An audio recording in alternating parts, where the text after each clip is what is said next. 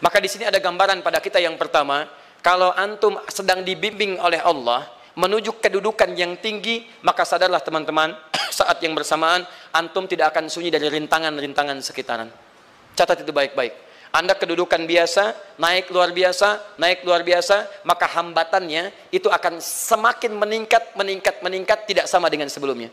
Anda orang kecil, diuji dengan ujian kecil. Anda orang menengah, diuji dengan ujian menengah. Anda kedudukan yang tinggi, maka akan diuji dengan kedudukan yang lebih tinggi lagi. Maaf, Allah tidak akan menguji dedaunan dengan angin yang menerpa akar. Pasti berbeda. Karena angin ketika kedudukan semakin tinggi, maka angin semakin kencang akan menerjangnya. Yuk kita turunkan. Jenis ujiannya bisa 3. Bismillah. Tenang aja mas ya. Antum lihat aja, tulis ya. Biar saya ngapus, insyaallah.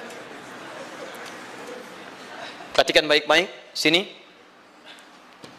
Kedudukan bersanding dengan ujian. Kalau rumus fisikanya, F berbanding lurus dengan P.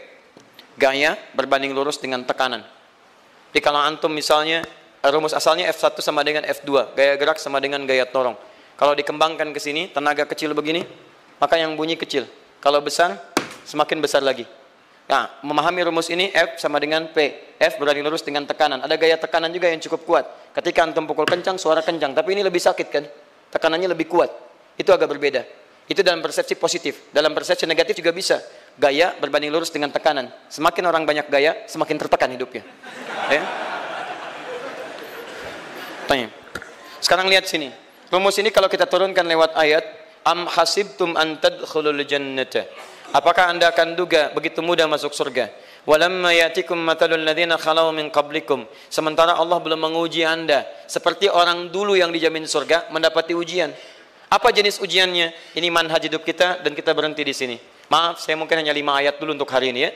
Massathumul ba'sa. Ujian pertama disebut dengan ba'sun. Jamaknya ba'sa.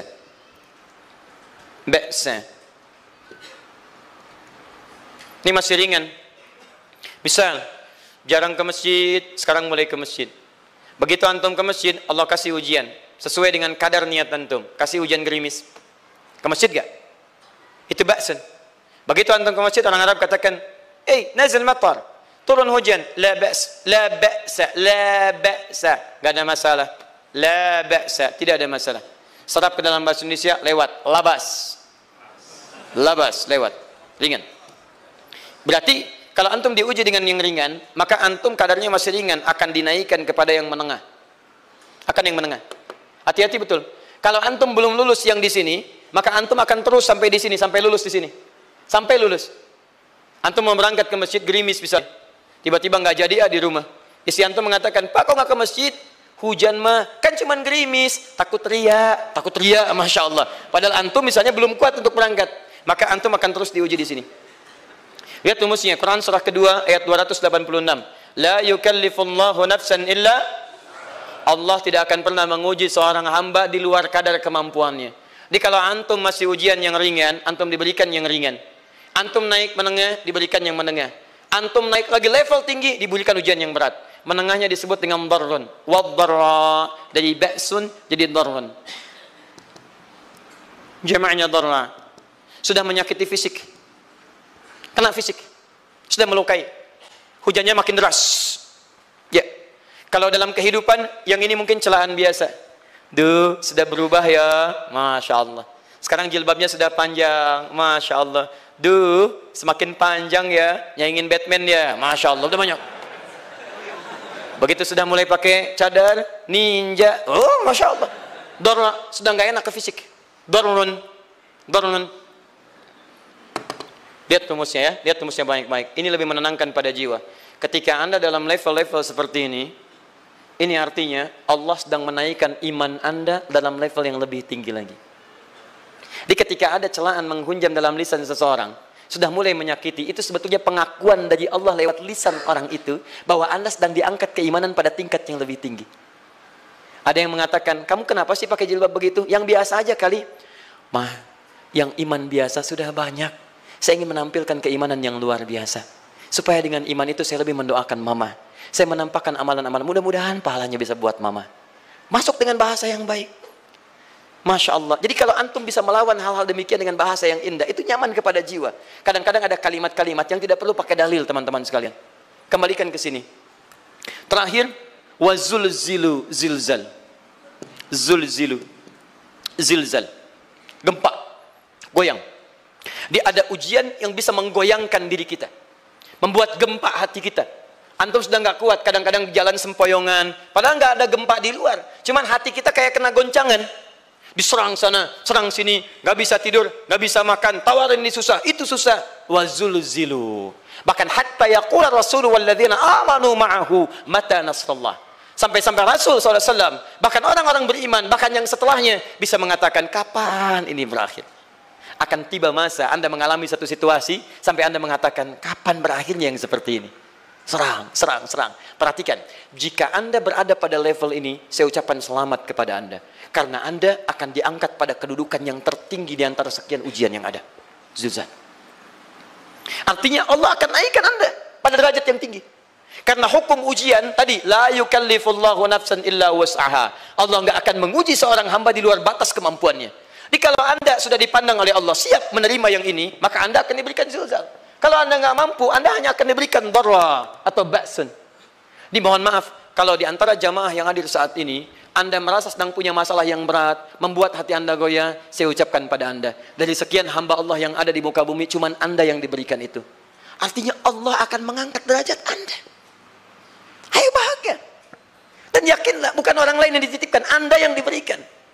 Allah percaya pada Anda, kenapa Anda tidak yakin? Bukan orang lain.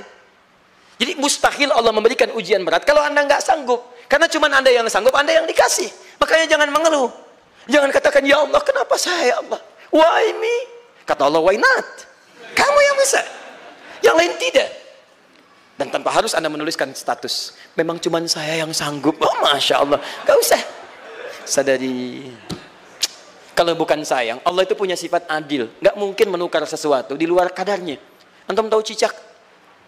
Halo? Jangan katakan wallahu alam, cicak. Cicak, baik. Bagaimana aktivitasnya? Merayap. Di mana? Dinding. Apa makanannya? Nyamuk. Nyamuk bagaimana aktivitasnya?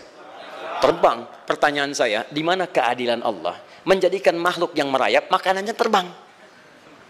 Kalau nyamuk masuk kategori pertama tadi, pintar dan tahu dirinya pintar, jadi mainan cicak. Cicak, ayo tangkap. Cicaknya cuma merayap, dianya terbang. Beruntungnya nggak ada nyamuk yang jenius. Tapi yang paling hebat, perhatikan bagaimana lisan orang tua kita menanamkan kalimat-kalimat untuk menanamkan tauhidullah subhanahu wa ta'ala.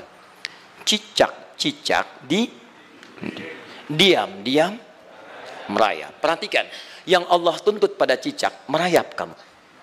Walaupun cuma diam-diam. Lihat baik-baik, diam-diam merayap. Datang seekor, Masya Allah, ketika dia merayap, nyamuk datang. Lihat, bukan cicak mendatangi nyamuk, tapi nyamuk mendatangi cicak.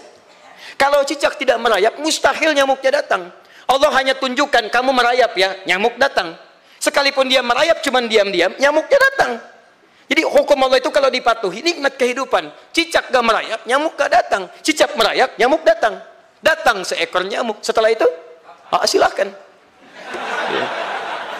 Jadi kalau kita teman-teman ikuti hukum Allah, mau berat, alhamdulillah. Mau ringan, alhamdulillah. Ya mau sedang, alhamdulillah. Begitu diangkat, artinya ada pengakuan dari Allah, iman kita akan diangkat.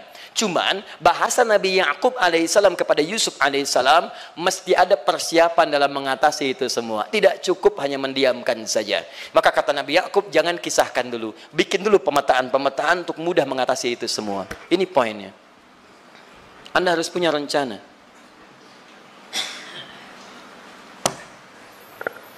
Maka Nabi Ya'qub menyiapkan, bekali dulu ini, siapkan itu. Kalau ambil ke aspek teori untuk kita sekarang, tafsir dari ini untuk menyelesaikan solusi di Quran surah kedua ayat 214 tadi, maka jawabannya ada di Quran surah ketiga ayat 142, paling kiri sebelah atas. Ini kanan sebelah bawah, ini kiri sebelah atas. Dan awal ayatnya dibuka dengan kalimat yang sama. Perhatikan, Al-Baqarah ayat 214 kalimatnya menggunakan am hasibtum an tadkhulul jannah. Ali Imran 142 am hasibtum an tadkhulul jannah.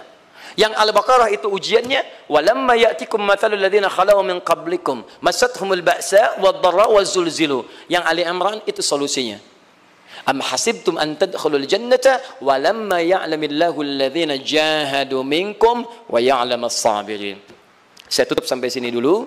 Teman-teman perhatikan, walamma, sedangkan Allah ya'lamillahu alladhina jahadu minkum, belum melihat kesungguhan Anda untuk mengatasi berbagai persoalan kehidupan itu. Kalimat jahadu, akar katanya dari kata al-juhdu. Serius, sungguh-sungguh. Jadi kalau persoalan Anda ingin segera selesai, Anda mesti serius. Hei yang sedang kuliah, kalau mau cepat selesai kuliahnya, serius belajarnya. Pahami dengan baik. Kalau Anda nggak pernah serius, bagaimana bisa menyelesaikan pelajaran dengan baik? Hei yang sedang berumah tangga, kalau ingin baik rumah tangganya, serius dalam berumah tangga. Keluarkan hukum-hukum Allah, terapkan dalam kehidupan rumah tangga. Anda akan mendapatkan manfaatnya.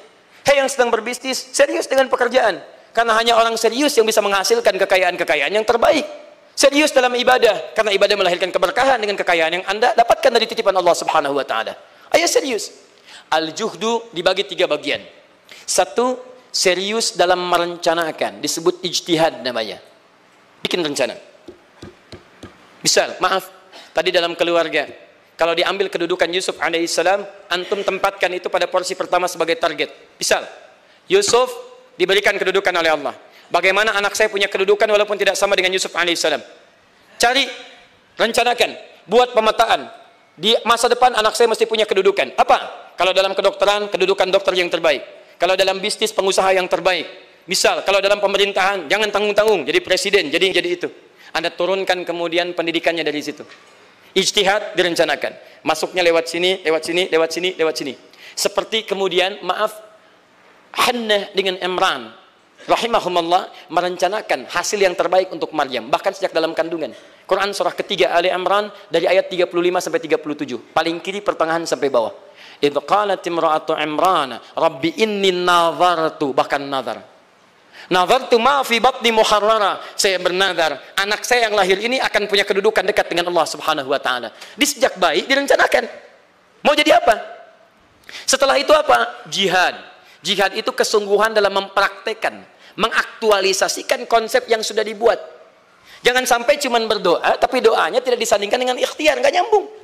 Makanya ketika lahir ada jihad, jihad dengan doa.